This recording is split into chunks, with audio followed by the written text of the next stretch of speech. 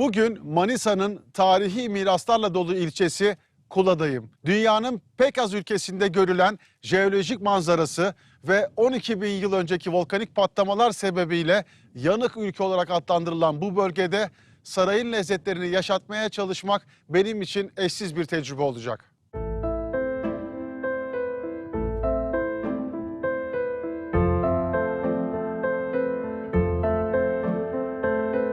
Kula, Şehzadeler şehri Manisa'nın geçmişine sıkı sıkıya bağlı tarihi ilçesi. Dünyanın en genç yanardağlarından biri olan Divlit Dağı'ndan püsküren lavlar sebebiyle geçmişte yanık ülke olarak da anılan Kula, sadece tarihi değil, aynı zamanda jeolojik miraslarla dolu coğrafyasıyla yabancı turistlerin de ilgi odaklarından biri. UNESCO tarafından koruma altına alınan ve jeopark alanı olarak ziyaret edilebilen bölgede dolaşırken 12 bin yıllık lavların oluşturduğu kocaman bir volkan denizinin tam ortasında bulunabilmenin ayrıcalığını iliklerinize kadar hissedersiniz.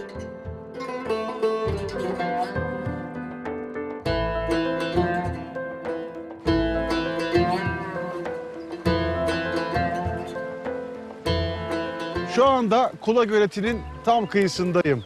Doğanın uyanışa geçtiği bu muhteşem atmosferde sizlere 16. yüzyıldan beri Osmanlı saray mutfağında da yapılan sütlü badem çorbasını hazırlayacağım. Yanımda Gülşah Hanım var. Gülşah Hanım merhaba, nasılsınız? Merhaba, hoş geldiniz. Yaşayan tarih Kula'mıza sefalar verdiniz. Çok teşekkürler, sağ olun. Mis gibi hava, tarihi evler, gerçekten çok güzel memleket burası. Evet, muhteşem, muhteşem. Biz burada yaşıyoruz, başka bir yerde asla yaşayamayız diye düşünüyoruz. Ben bugün sütlü badem çorbası hazırlayacağım. Hiç yaptınız mı badem çorbası? Hiç badem çorbası yapmadım. Bir kere yemek nasip oldu ama bademi müthiş bir şekilde çok seviyorum. Evet. Kula'da da yetişiyor. Biliyorum, evet, burada çok güzel Evet, badem yetişiyor. iyi tarımla çok güzel bademler Hiç yetişiyor. topladınız mı, hasadına gittiniz mi bademin? Seyrettim sadece. Seyrettiniz mi Seyretmek sadece? nasip oldu, evet. Seyretmek nasip oldu. Badem aslında Osmanlı mutfağına da 15. yüzyıl sonrasında giriyor. Biz bademi bugün çorba olarak yapacağız ama o dönemlerde dolmada, pilavda, tatlıda, kadayıfta, baklavada birçok yemekte ve tatlılarda badem kullanıyoruz. Şimdi çorbayı yapmaya başlayacağım. Önce tencereye ocağa koyup tereyağını ilave edeceğim ve bademlerimi biraz kavuracağım. O kavrulurken hem tereyağının aroması çıkacak hem de bademin kokusu yavaş yavaş yemeğe hakim olmaya başlayacak.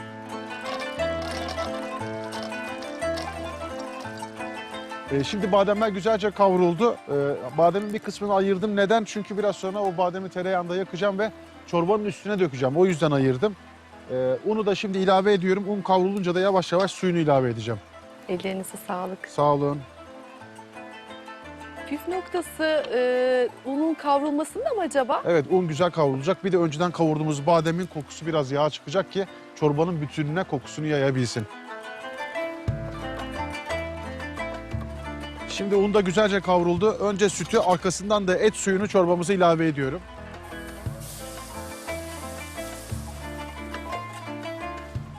Sütü döktüm şimdi. Burada et suyum vardı. Onu da üzerine ilave edeceğim. Ve çorbamı karıştırmaya başlayacağım. Oh, mis gibi kokular gelmeye Yavaş yavaş, başladı. evet, kokusu geldi. Şimdi baharatlarını ilave edeceğim. Tuz atacağım önce.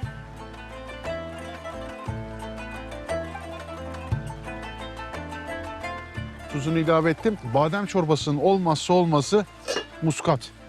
Muskat farklı bir aroma verecek çorbamızın içerisine. Şöyle bıçakla veya ince rendeyle de yapabilirsiniz. Yeteri kadar. Çok az koydum zaten. Fazla koyarsanız çok acıtır tadını. Şöyle hafifçe bir kokusuna da bir bakın. Evet. Genelde Orta Doğu mutfağında da kullanılır. Birçok Çok- pilava atılır. Birçok çorbanın içinde kullanılır. Evet, çok güzel bir muhteşem aroma Aroması kokusu var. var. Evet. Bu tat olarak mı damağımıza geliyor? Tat Koku olarak olarak da hem- alabiliyor muyuz? Hem koku olarak alacağız hem tat olarak çok lezzet verecek. Şimdi çorbamız ağır ağır kaynamaya başlayacak. Kaynadıkça kıvam alacak ve hazır hale gelecek. Osmanlı mutfağında çorbanın çok önemli bir yeri var. 15. yüzyıl itibariyle saray mutfağında 40 tane çorba çeşidi yapıldığı, 40'tan fazla yapıldığı söyleniyor hatta. Bu da bizim çorbaya ne kadar önem verdiğimizi gösteriyor öğünler arasında. Şimdi çorba yavaş yavaş kaynadı burada. Kıvamını da aldı. Şimdi yavaş yavaş tereyağında tavada eritmeye başlayacağım ocağımın kenarında. Bademleri kavurmaya başlayacağım ki üzerine sosu da hazır olsun diğer taraftan. Evet.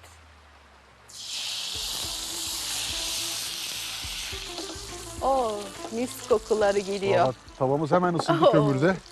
Şimdi bademi de üzerine ilave ediyorum. Ve burada ağır ağır kavuracağım. Bademler de kavruldu. Şimdi çorbamız da hazır, kaynadı güzelce. Çorbamızı servis edeceğim ve bademimin üzerine dökeceğim. Osmanlı yemek kültüründe bu vesileyle öğrenmiş oldum. Burada eksik olduğumu anladım. Çok teşekkür ediyorum size. Estağfurullah, ne demek. Ama bugün yaptığımız bu çorbayı bundan sonra mutfağınızda siz de yaparsınız. Evet, deneyeceğim. Şimdi üzerine yakılmış badem ve tereyağını da ilave edeceğim ve çorbam hazır hale gelmiş olacak. Şöyle göstereyim. Harika bir görüntü. Muhteşem. Çok teşekkürler. Sütlü badem çorbamız hazır.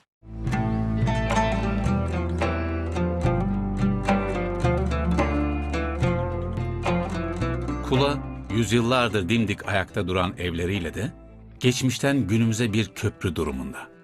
Yağmurda altına sığınabilsin düşüncesiyle yapılan çatıları, üzerinde geleni görebilmek üzere küçük pencereler bulunan kapıları, misafir tanıdıksa halkayı, yabancıysa kapı tokmağını kullanarak ev sahibine hazırlık için fırsat oluştursun hassasiyetiyle tasarlanan kapı tokmaklarıyla 18. yüzyıl Osmanlı şehir mimarisindeki gelişmişliğin simgesidir Kula'daki Türk evleri.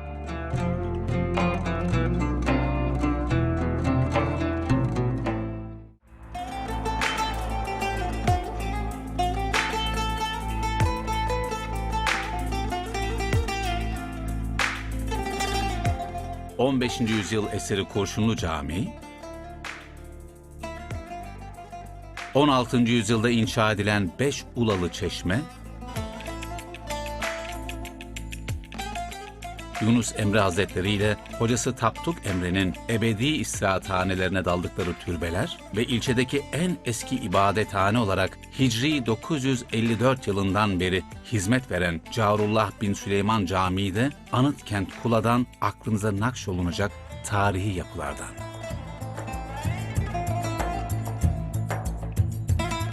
Yüzyıllar önce Gediz Nehri'nin vadi yamaçlarını aşındırmasıyla oluşan peri bacaları da ilçeyi özel kılan manzaralardan biri.